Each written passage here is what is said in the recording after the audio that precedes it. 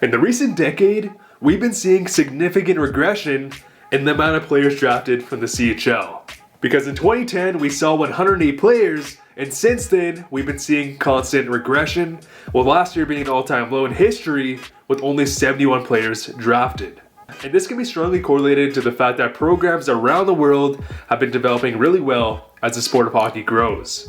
However, well, this draft is a lot different, as we are seeing an unmatched level of elite scorers emerge in the 2020 NHL draft. As approximately 9 players were on pace for surpassing 100 points before the stoppage, and that number may not seem significant to some, but we haven't seen this level of scoring in decades, as this number doubles, if not triples, the level of production from the last 10 draft classes, which even includes 2015, which is one of the best drafts in recent history. In today's video, we're going to be doing a post-lottery mock draft. I'll also be basing my drafting on positional needs, and I'm also going to include a scouting report for each player. So comment down below if you agree with the way they conducted the lottery. I'd love to hear your opinions, and press subscribe for some more awesome content. Let's get straight into this video.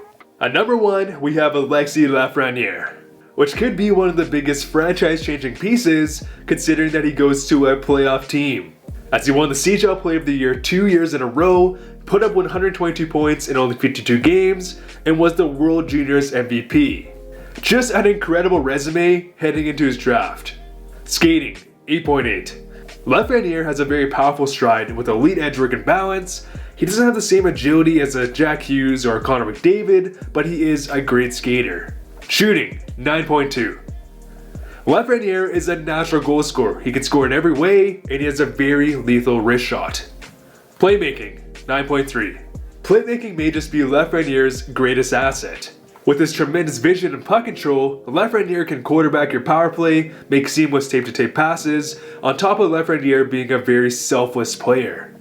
Defense. It's a bit hard to judge Lafreniere as he drives the offense so efficiently that he's not often stuck in his own zone, but I will give him an 8.7, as he has exceptional hockey IQ and vision, which allows him to always be in the right position. Potential, 9.5. Lafreniere is the complete winger that has the upside of a 100-point scorer. And in terms of a player comparison, many scouts are saying Huberdeau. However, I think Lafreniere is more physical, so I'd say he's a bit more of a mix between Jamie Benn and Huberdeau. At number 2, the LA Kings select Quinton Byfield. And this season, Byfield was a monster in the OHL, as he redshirted 82 points in 45 games, on top of being one of the youngest players in this entire draft class. Skating, 8.7. Quinton Byfield is a big boy, as he stands at over 6'5", 220 pounds, and with his stature, Byfield skates like the wind. Shot, 8.9. Byfield has a lot of power behind his shot, and has surprisingly quick hands and elite finishing ability. Playmaking, 9.2. Byfield is also an elite playmaker, and the biggest factor in his playmaking ability is his puck control, as Byfield is nearly impossible to get off the puck. So combine that with his surprising skating ability and elite vision, he is a superb playmaker. Defense, 9. Byfield is very responsible in his own end. He backchecks very hard, can use his body to strip pucks, and is very good at getting sticks in lanes. Potential, 9. Byfield is going to be a franchise sentiment, and exemplifies all the traits of a current LA King and future Hall of Famer in Anze Kopitar. At number 3, the Ottawa Senators are very happy because they didn't have to make the hard decision between Byfield and Stützle, and they draft Tim Stützle, who is actually a massive dark horse in this draft, as he was ranked mid to late first round by many scouts heading into this year. However, his extremely impressive play and progression quickly shot him up the ranks, because this season playing against men, Stützle put up 34 points in 41 DEL games, and was a point per game during the World Juniors. Skating, 9. Tim Stützle is an elite skater who has been adjusting to rapid growth in his body, because this season he grew nearly 3 inches and added 20 pounds. Shot, 7.4. Stützle has an accurate wrist shot and a quick release, and he definitely is no slouch, but he is a pass-first player. Playmaking, 9.4. Stützle is an elite playmaker who loves to open up the ice and find his teammates, as during the regular season in the World Juniors, Stützle had an uncanny ability to always find his teammates' back door. And this is strongly attributed to the fact that he has elite hockey sense and elite vision. Defense, 8. Stützle is responsible in his own end. He started the season a bit undersized, and it was very evident that he needed more strength, but as he got stronger, his defensive game followed. Potential, 9. Stützle has the upside of a franchise center or winger depending on team needs. And in terms of a player comparison, think Nicklas Backstrom. Next, at number 4, the Detroit Red Wings select Cole Perfetti. An astounding 111 points in 61 games this season, and Detroit in terms of positional needs is a bit interesting. They drafted Cedar last year, they have some winger depth, but after Larkin, their center core is dry.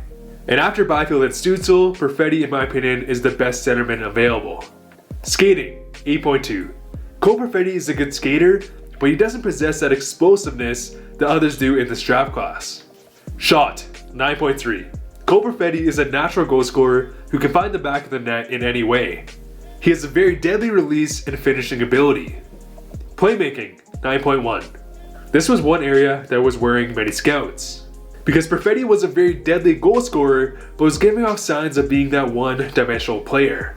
However, this season Perfetti proved all critics wrong by being one of the top playmakers in the entire OHL, as he registered 74 assists in only 61 games. Defense, 7. This is Perfetti's biggest downfall. By no means is he a liability, but he isn't the two-way star like Byfield. Potential, 8.8. Perfetti has the potential to be a number 1 center in the NHL, and has actually drawn a lot of comparisons to Daniel Sedin because of his incredible vision and hockey IQ, which ranks at the top of the draft right beside Alexis Lafreniere.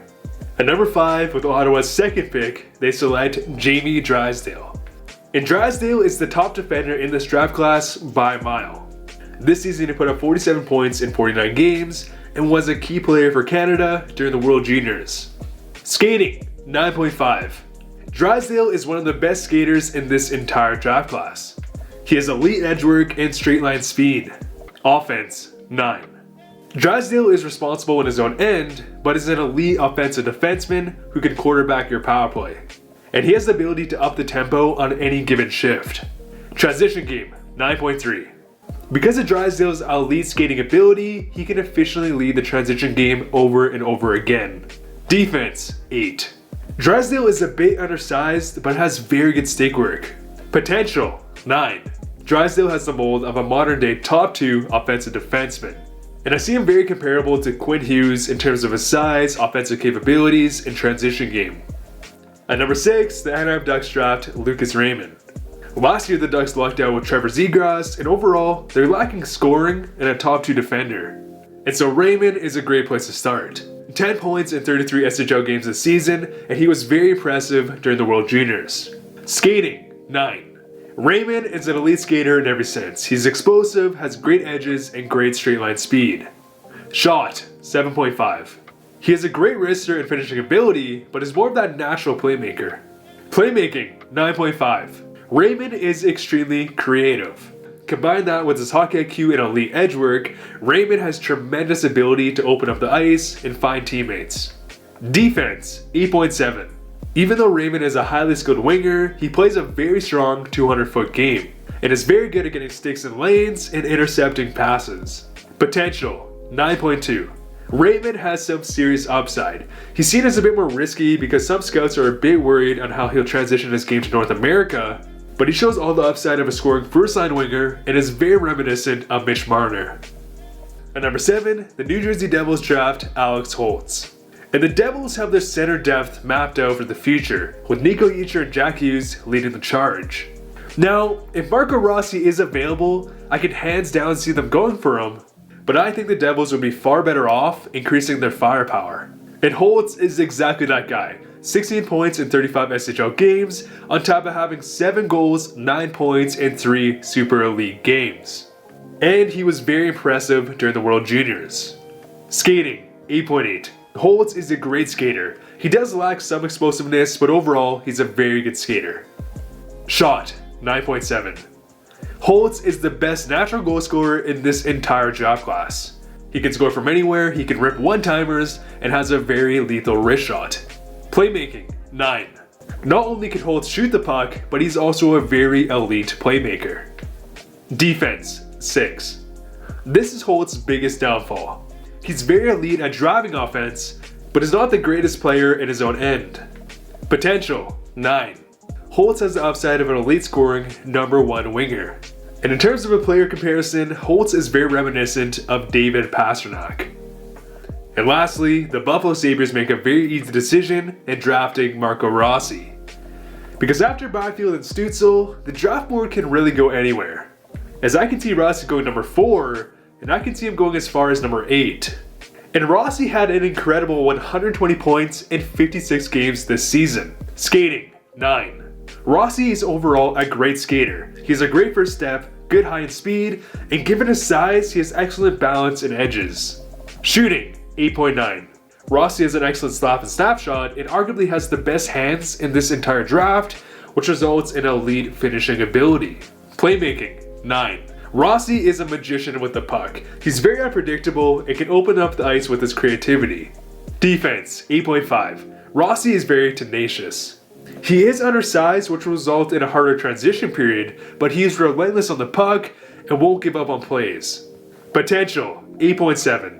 And it is important to realize that he is also one of the oldest players in this draft class, but all in all, Rossi is a very unique player who has first line upside. And in terms of a comparison, think Brayden Point.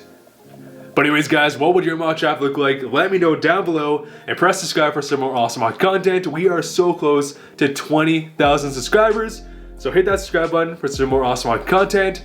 See you guys later. Algae suck.